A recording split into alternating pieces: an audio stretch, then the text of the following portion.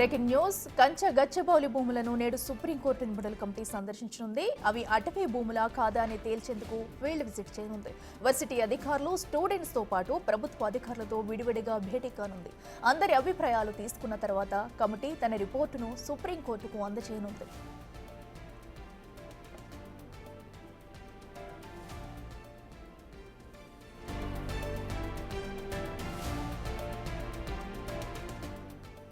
Central యూనివర్సిటీకి ఆనుకుని ఉన్న 400 ఎకరాలను చదును చేసే ప్రయత్నాల్లో భాగంగా అక్కడ ఉన్న చెట్లను తొలగించడంపై వివాదం మొదలైంది.